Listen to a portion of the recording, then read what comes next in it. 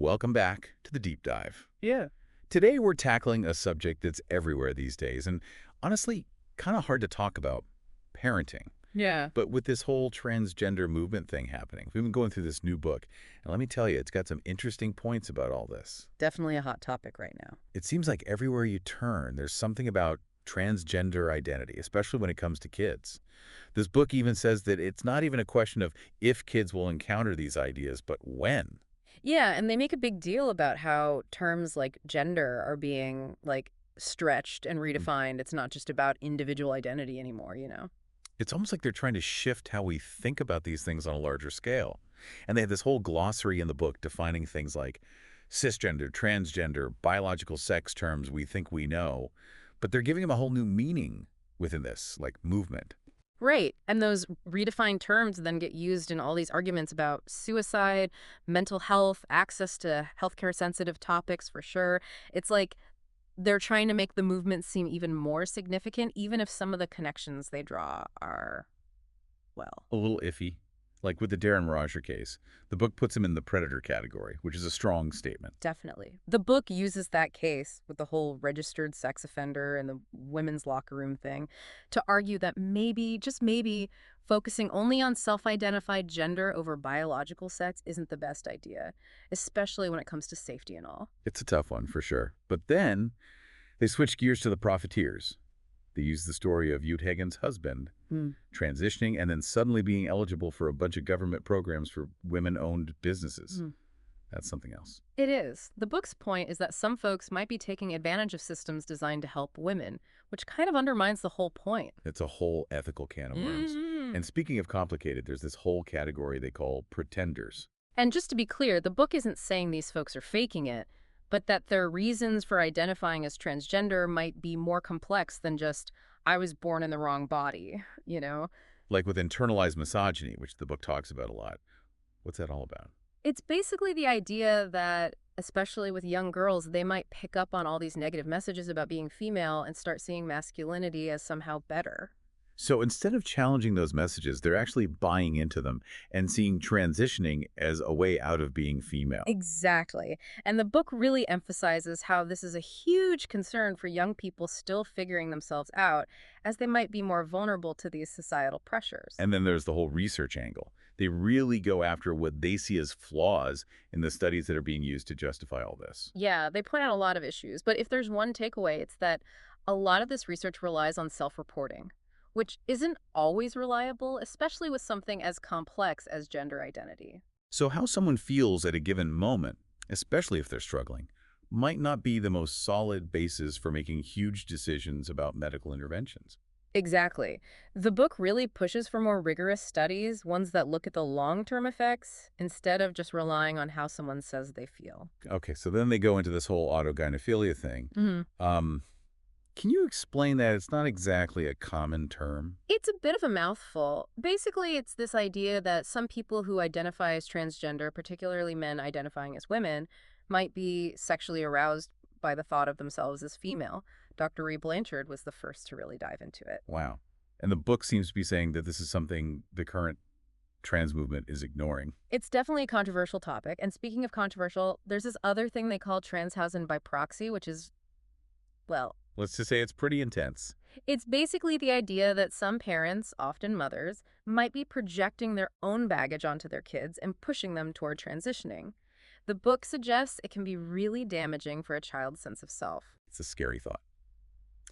Do you think the book does a good job of explaining how this whole parent-child dynamic plays into it all? They talk a lot about the influence of social media, how those online trans communities can be really appealing to kids who are maybe feeling alone or misunderstood. All that constant validation can be intoxicating, and it might push them down a path they're not ready for. It's like that love bombing thing. Right, where all that love and acceptance, while it seems positive, can actually be used to manipulate. And these online communities often portray this perfect utopian version of being trans that isn't always realistic. And that's where the book kind of shifts gears, going from all those cautionary tales to giving parents advice on how to deal with this whole situation. Yeah, because I was starting to get a little overwhelmed. Like, what am I supposed to do with all this? Right. Well, one thing they talk about is this reality grounding thing. Sounds complicated, but it's really not. Okay, I'm listening. It's about making sure kids have a strong sense of their own bodies, their own history, like surrounding them with photos, sharing stories from their past, those kinds of things. So it's like building a solid foundation so that it's harder for those memories to be, I don't know, rewritten or something. Exactly. And they also talk about how important strong family relationships are, because when kids feel loved and accepted at home, they're less likely to look for it in other places, like those online communities that might not have their best interests at heart. It makes sense. If you're already getting your emotional needs met, you're not as likely to be drawn in by promises of acceptance from strangers. Right. And it's not just about, like, spending time together. The book specifically talks about creating what they call snowballing memories, basically shared experiences that build on each other. Snowballing memories. Ah, Okay, I kind of like that. Give me an example. think family traditions, annual trips, heck, even just having a regular game night.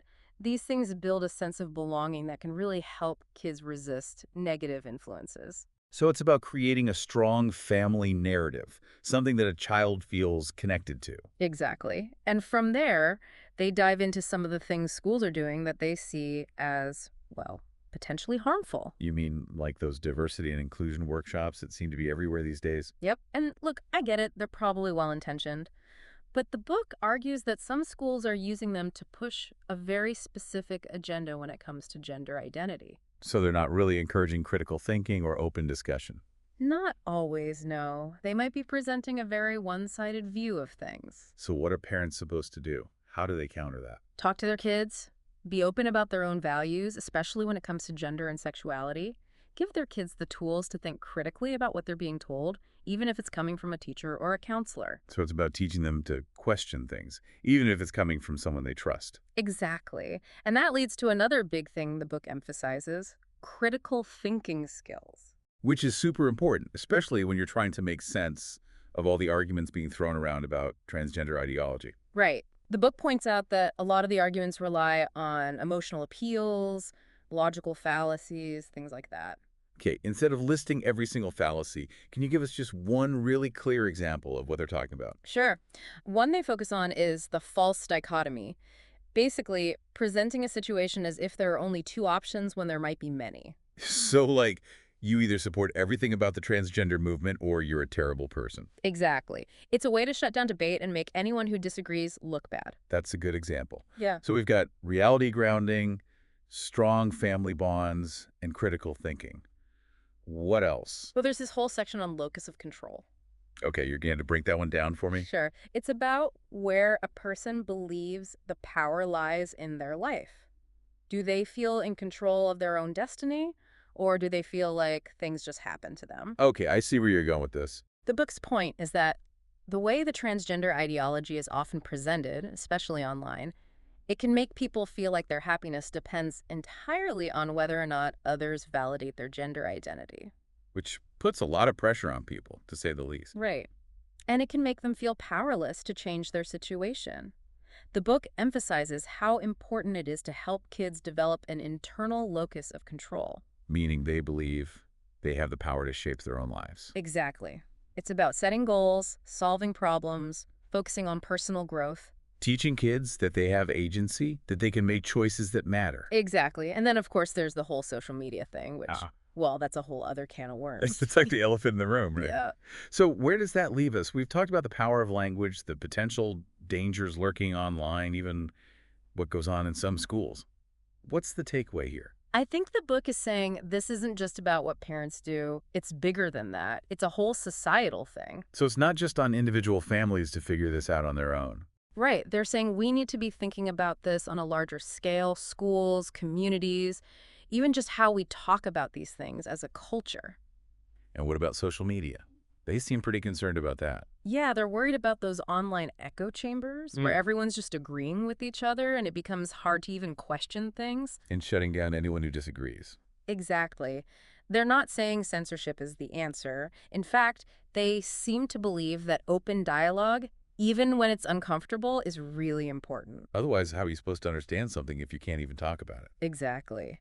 And they also talk about the importance of pushing for policies that actually protect kids, especially when it comes to medical stuff. Yeah, that's a big one. What's their position on all that? They're definitely cautious, especially when it comes to young people who might not fully grasp what they're getting into. So not necessarily against it in all cases, but Yeah. proceed with caution. Yeah, they highlight how there's not a lot of research on the long-term effects of these interventions, like puberty blockers, hormones, surgeries, especially on bodies that are still developing. Therapy, counseling, support, those should be the priority, not just jumping into medical stuff right away. That's a lot for parents to handle. Mm. What can they actually do to protect their kids and help them navigate all this? Talk to them. Create a space where kids feel safe asking questions, even if those questions are tough or make the parents uncomfortable. So it's not about telling kids what to think. It's about helping them learn to think for themselves. Right, and parents need to be informed themselves. They need to do their own research, not just rely on what they see on social media or whatever. So go deeper, look for different perspectives, all that. Exactly. Take the time to understand the nuances because these are complicated issues and there aren't any easy answers. But if parents arm themselves with information, have those tough conversations, and most importantly, advocate for their kids, they can get through this. That's a great point to end on. It's been quite a deep dive, wouldn't you say? We covered a lot. We did. For everyone listening, be sure to check out the show notes. We'll have links to the book and all the resources we talked about. And join us next time for another deep dive. Until then, take care.